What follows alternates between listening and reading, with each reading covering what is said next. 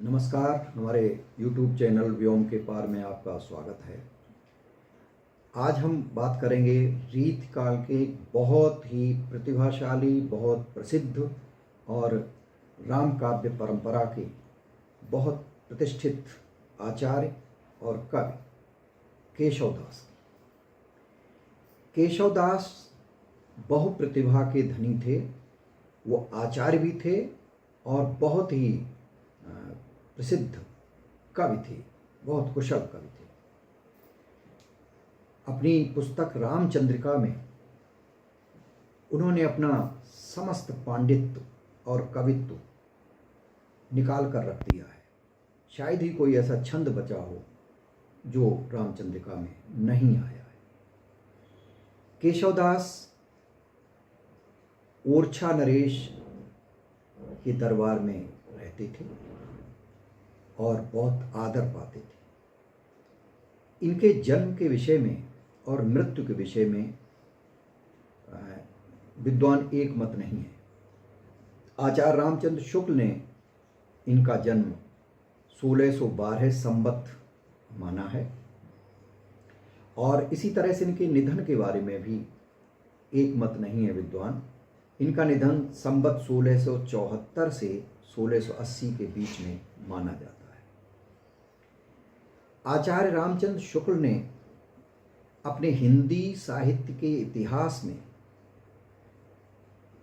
एक जगह लिख दिया कि केशव को कवि हृदय नहीं मिला था, अर्थात, और उसी बात को परवर्ती विद्वान लेकर के निरंतर केशव के ऊपर ये आरोप लगाते रहे कि केशव तो कठिन काव्य के प्रेत है।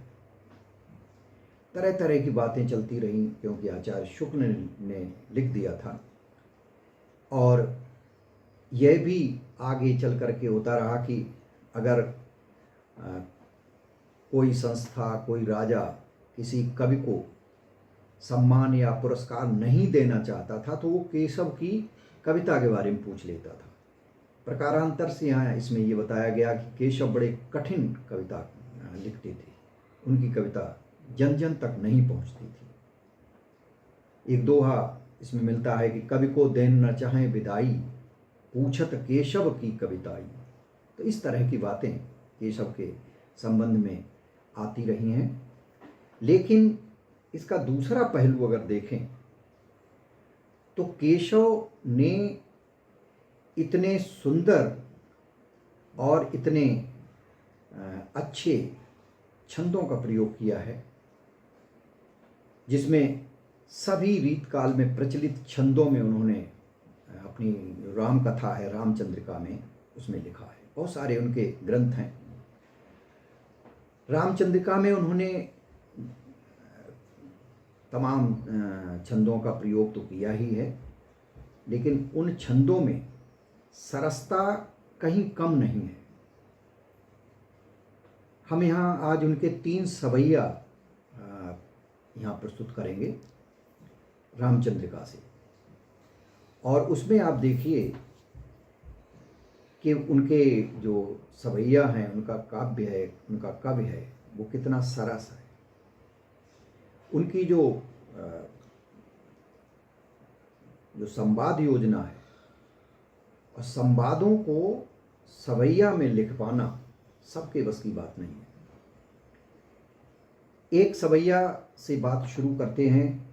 अगर आपने चैनल को सब्सक्राइब नहीं किया है तो कर लें और इसे ध्यान से पढ़ें, ध्यान से देखें, ध्यान से सुनें। ये सवैया है रामचंद्रिका के 11वां प्रकाश। प्रकाश यानी उसका जो अध्याय है उसको प्रकाश नाम दिया है। 11वां प्रकाश का छंद संख्या 18 है। ये दुर्मिल सवैया है। सवैया करीब 24 तरह के सवैया होते हैं और भी इससे ज़्यादा सवैया विद्वानों ने बताए हैं। तो इन सवैया में विशेष रूप से सुंदरी सवैया, उपजात सवैया, किरीट सवैया, दुर्मिल सवैया, ये बड़े प्रसिद्ध सवैया हैं, बहुत लोकप्रिय हुए हैं और लगभग रीतकाल में सभी कवियों ने सवैया लिखे हैं। सवैया लिखवाना थोड़ा कठिन भी होता है और उसका निर्वाह करना और भी कठिन होता है। इसमें गणों के अनुसार वर्ण रखे जाते हैं। ये वर्णिक वृत्त का सवैया है, लेकिन इसमें गण का विशेष योग होता है। अब जैसे ये सवैया जो अभी पढ़ेंगे, इसमें 8 सगण हैं। सगण यानी 2 लघु और 1 गुरु। इस प्रकार से ये जो एक गण हुआ यानी 2 लघु 1 गुरु, इस तरह से 8 गण होंगे, यानी 24 वर्ण इसमें होंगे। तो इसमें उस शब्द को छांटना, शब्द को रखना और गण का पालन करना और फिर अर्थ को या भाव जो भी आप कहना चाहते हैं वह बाधित न हो, ये सारी चीज़ें बहुत ही कठिन है। और ये सवैया जो बहुत प्रतिभाशाली होते हैं वही लिख पाते हैं। तो ये देखें, पहले सवैया देखें फिर इसका अर्थ देखें। इसमें 2 लघु 1 गुरु, 2 लघु 1 गुरु। सब जात फटी दुख की दुपटी, कपटी न रहे जहाँ एक घटी। निघटी रुचि मीचु घटी हु घटी, जग जीव जति न की छूटी तटी। अघ ओघ की बेरी कटी, विकटी बिकटी प्रगटी, गुरु ज्ञान गटी। चहु ओरन नाचती मुक्त नटी, गुण धूर जटी बन पंच बटी। अब इसमें सब जात फटी दुख की दुपटी, कपटी न रहे जहाँ एक घटी, यानी टा की मात्रा और टा का निर्वाह करना अद्भुत योजना है। और देखिए, कोई शब्द निरर्थक नहीं है, कोई शब्द ऐसा नहीं है जिसका भाव और उसके अनुसार न हो। इसका आशय क्या है ये समझ लें। इस सवैया में केशवदास जी कहते हैं, यानी लक्ष्मण पंचवटी वन की प्रशंसा करते हुए ये कहते हैं, उस समय का ये, उस संदर्भ का ये सवैया है। लक्ष्मण कहते हैं कि सब जात फटी दुख की दुपटी, कपटी न रहे जहाँ एक घटी। यह पंचवटी नामक वन शिव के दर्शन के समान फलदायक है। इसमें आते ही दुख की चादर फट जाती है, अर्थात समस्त दुख नष्ट हो जाते हैं। कपटी न रहे जहाँ एक घटी, यहाँ कपटी व्यक्ति एक घड़ी भी टिक नहीं सकता, क्योंकि इसकी शोभा के कारण मन में सात्विक भावों का उदय हो जाता है। और निघटी रुचि मीचु घटी हु घटी, जग जीव चतीन की छूटी तटी। यहाँ जगत के प्राणियों की मृत्यु के प्रति रुचि घट जाती है। यहाँ के सौंदर्य से आनंदित होकर प्रत्येक व्यक्ति जीवन को आकर्षित प्रतीत होने लगता है, उसको अपना जीवन आकर्षक प्रतीत होने लगता है, यानी वो सोचता है और थोड़ा जीवित रहे और जीवता है। अगर ओघ की बेरी कटी बिकटी बिकटी प्रगटी गुरु ज्ञान गटी। यहाँ आकर के योगियों की समाधि छूट जाती है, क्योंकि इसके सौंदर्य दर्शन के द्वारा योग साधना से भी अधिक आनंद की प्राप्ति होती है। यहाँ पर पापों के बंधन दूर हो जाते हैं। चहु ओर नाचित मुक्त नटी, गुण धूर जटी बन पंचवटी। यहाँ चारों ओर मुक्त नटी की तरह, मुक्त जो है वो नटी की तरह चारों ओर नाचती दिखाई देती है। इन्हीं गुणों के कारण पंचवटी वन शिवजी के समान बना हुआ है। तो ये जो छंद है, ये छंद है जो सवैया यानी दुर्मिल सवैया, इसमें देखिए कि भाव भी बहुत ही उत्तम है और छंद तो बिल्कुल जल की धारा के समान बहता है। कहा भी गया है कि जो अटक गया हुआ है छंद नहीं, चाहे कोई भी छंद लिखें, अगर उसमें कहीं अटकाव है, उसमें कहीं लय बाधित होती है, तो वो छंद नहीं माना जाता है, यानी वो छंद दोष होता है उसमें।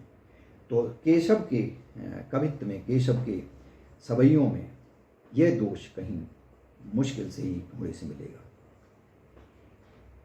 एक और सवैया देखें, ये रामचंद्रिका के 10वां प्रकाश का छंद संख्या 4 है और ये उपजात सवैया है, यानी इसकी पहली पंक्ति में 7 भगण हैं। भगण में 1 गुरु 2 लघु, ये क्रम चलता है, 1 गुरु 2 लघु, 1 गुरु 2 लघु, ऐसे 7। और शेष जो 3 पंक्तियां हैं, दूसरा चरण, तीसरा और चौथा चरण, इनमें 8 सगण हैं, यानी 2 लघु 1 गुरु, 2 लघु 1 गुरु।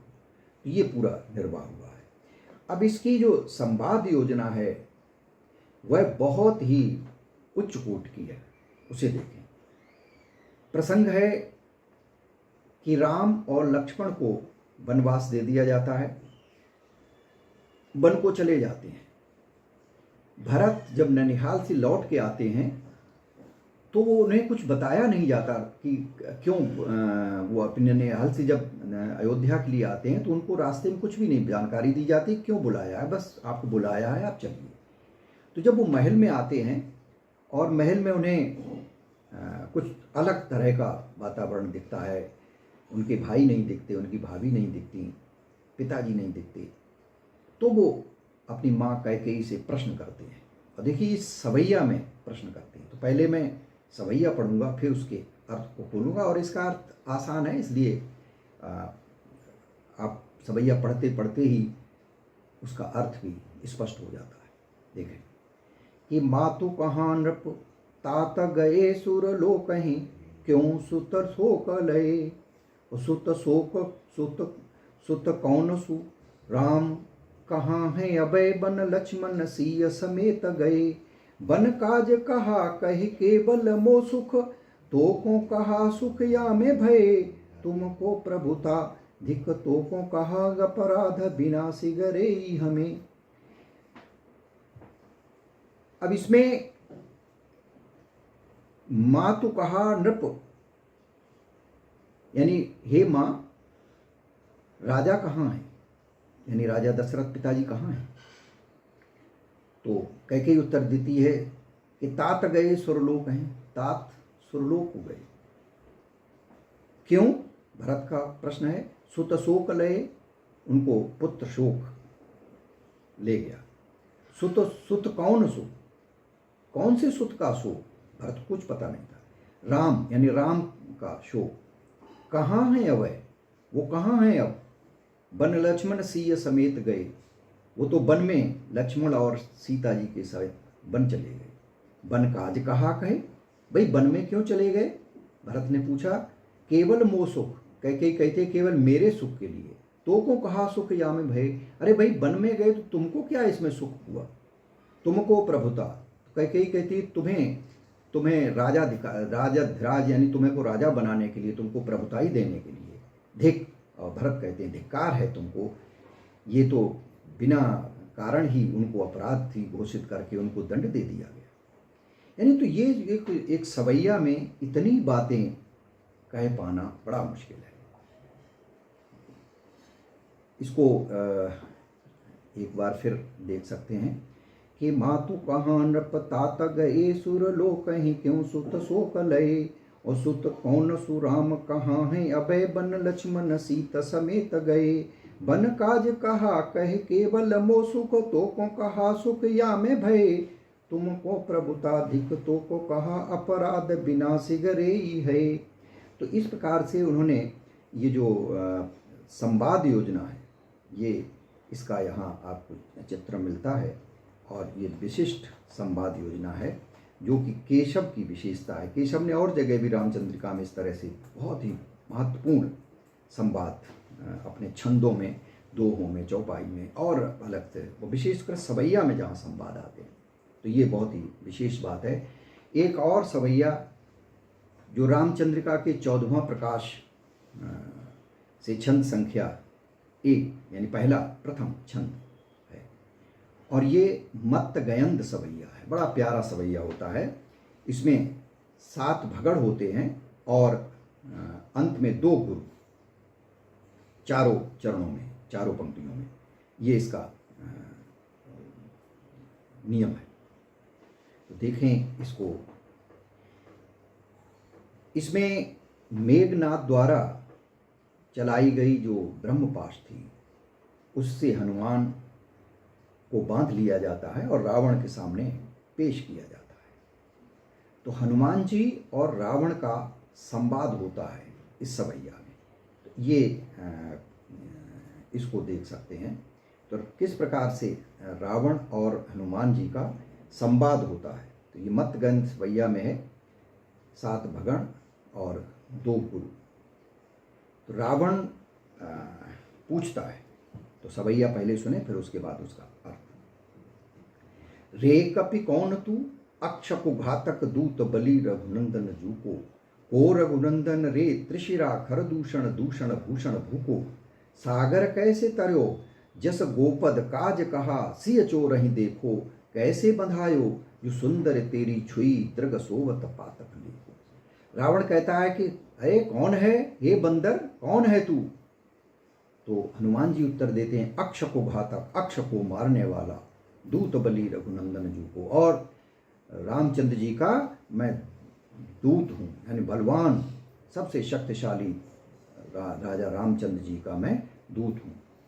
को रघुनंदन रे, अरे कौन रघुनंदन, कौन राम? तो हनुमान जी उत्तर देते हैं, त्रिशिरा खर दूषण दूषण भूषण भूको। त्रिशिरा खरदूषण जैसे बलवानों को जिन्होंने मार दिया, ऐसे रामचंद्र जी।